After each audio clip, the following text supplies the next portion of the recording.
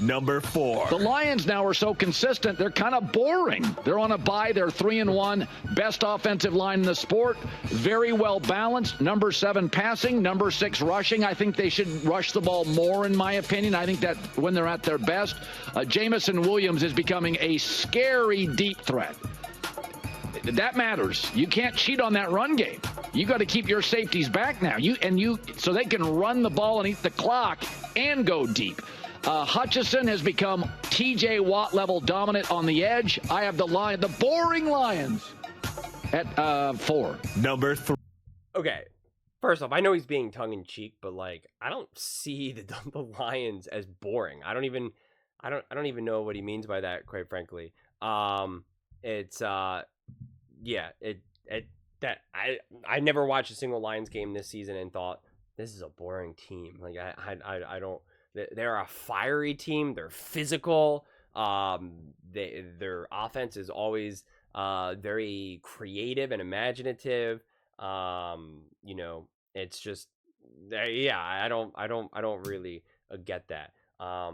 Where I'm standing with the Detroit Lions here right now is it's always hard, right? When you have a big win like they did, and then you're on a bye, and then it's like, what have you done for me lately? And you almost forget about the Lions. I mean, you would do it about any team where you're just like, because especially when you see all these other games, you see the Ravens, you see the Bengals, you see the Bills, the Texans, the Chiefs, and you just see what's in front of you right now. And you see those teams playing, having big moments. Lamar Jackson, right? Fumbling the ball, but running all around and scrambling and stiff arming and then throwing a touchdown pass. And you forget about, didn't the Lions, what did they do last week? Like, didn't they, their quarterback, Jared Goff, he had like a perfect game or whatever you call it. And what was it? And he didn't he catch a touchdown too? He did like the Philly special, right? Like, it's just crazy. That's what happens in the NFL. Things just happen and you move on. And honestly, I even feel it because I'll watch a game, even in a game as exciting as the Lions, or even the Ravens Bengals game more recently.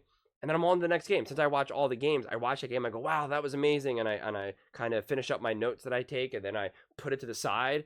I rip it off, and then I put it to the side, and then I'm watching another game and taking notes. And it's like, I'm almost like, I don't even remember what just happened. I just watched this game, and like all those big moments that happened, I already forget them, right? It's like, I'm like, oh, right, he did that thing. And when did he throw that touchdown pass? Was there 2 minutes left in the third quarter? Why was that important? Because it was off a fumble, right? Like, things just happen, and it's on to the next. So it is kind of crazy how that can happen. And that's what I feel like is happening with the Detroit Lions right now, because this last week there was like a lot of big things that kind of happened, a lot of big moments, a lot of interesting things. And so where I stand right now currently with the Detroit Lions are, they got off to a slightly slower start from my viewpoint. They weren't playing perfect ball. And I kept saying, like, I'm waiting for that. I'm waiting for them to play better. You know, my expectations are for you to be a true Super Bowl contender, right? Like, let's go. Expectations are high. And they're slowly getting into that. And now you have the bye. I'm curious to see what they do with this momentum and rest, for that matter, that they have gained, right? Are they going to continue to build off that? Are they going to continue to say, we are for real? We are not a fragile team. We are a true top NFL team. When you talk about the top teams in the NFL right now, you better put our names in that category, because we are not fragile. We're not like, if one guy goes down, we're done. Oh, without Christian McCaffrey, we can't score touchdowns in the red zone now. Like, we are not that. We are not a disaster. We are ready to go. We will fight anyone to the end. Right? Like, that's honestly what I'm looking for out of the Detroit Lions now. Like, at this point in the season, you can still have a couple bad games here and there, but it starts to make me feel personally more and more uncomfortable if I see those things. Like, I'm ready now to see top level football out of these teams, especially the true contenders, which I think the Detroit Lions are, right? Like, you know what works. You have your identity, right? You know the mistakes that you've made, through the first 4 games or so. So show me that you learn from them. Show me that you understand your team, and show me that you can consistently win at a high level, right? That is what I'm looking for, and I'm excited to see unfold. because right now also, right, like you have the Minnesota Vikings who are balling. You have the Packers, right? If you looked at Colin's top 10, let me see here. You have the Packers and the Lions and the Vikings, right? Top 6, 3 teams like that. And a lot of people see the Bears come in as well, right? So the margin of error gets smaller and smaller and smaller technically. And so it's just, yeah, we haven't even had those games really unfold just yet. I think really only, what was it? Only the Minnesota Vikings played the Packers, right? I think that was, has that been the only divisional game? Memory serves me correctly. I may be wrong on that.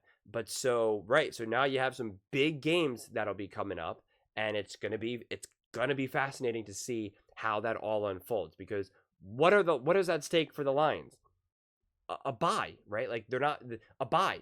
That's what they want, obviously. And if the Vikings just keep winning, then you can't win the division, obviously. So then now you're like, well, we just need to get into the wild card round, right? So like it becomes very interesting. The margin of error shrinks when you have a division that you have right now. I mean, 3 teams can make the playoffs, 4 in this division. I mean, it's just it's pretty wild. So the name of the game is just consistently play great football. Consistently play great football and stay healthy. I mean, you can make the argument that's like that for every team, but it's especially true for the Lions because of how their division is right now, right? There's a little bit more wiggle room for, say, the Commanders because of what's going on with the Cowboys and the Giants and the Eagles. So, and same thing with the Chiefs technically because of what their division looks like as well. So yeah, I'm really excited for the Lions. I'm excited for them to hopefully they really snatch some momentum. They're starting to slowly play better and better ball. That took them into the bye, which I think was a good thing. You can make the argument, hey, you're starting to regain momentum, keep it going. But I think regaining that momentum and then getting a minute or 2 off and being able to marinate in that momentum and marinate in that identity, you really get to reflect more, I think, on like what's been working and what hasn't. And I think that'll actually help them, even though it was an earlier bye.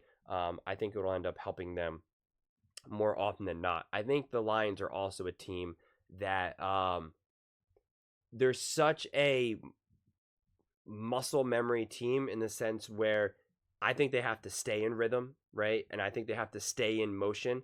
And so I think like days off almost kind of hurt them to a degree. So getting that bye kind of early on, they're just going to be able to keep going. And I think that they would rather, if you said, hey, do you want to play 18 games in a row from now, from here on out, and that's going to take you to the Super Bowl? Would you want to play like 12 games and then a bye and then off? Like, I feel like this is the team that they're like, nope, we're here to play. We're here to ball. We're here to work hard. It's kind of one of those things where it's like, you're working really hard and then you go on vacation. And then when you're on vacation and you have to now get back to work, it feels like you've never worked a day before. You're like, what? How do I do this? Like you fall out of rhythm. And I think the Lions are very much like a rhythm team, which is why when I said muscle memory, rhythm would probably be better. So I think it's good that they ended on such a high note. They got the time off where they get to now marinate in that.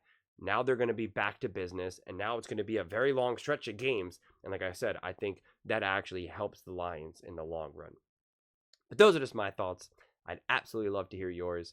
What do you guys all think about the Detroit Lions being number 4 on the herd hierarchy? Let me know in the comments below. I read every single comment, so whether you agree with me or disagree with me, either way, let's get in some discussions, let's get in some fights. But ultimately, let's just have some fun.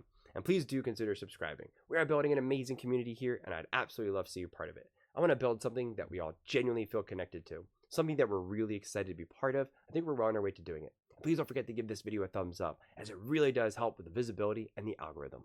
Thank you so much, and see you next time.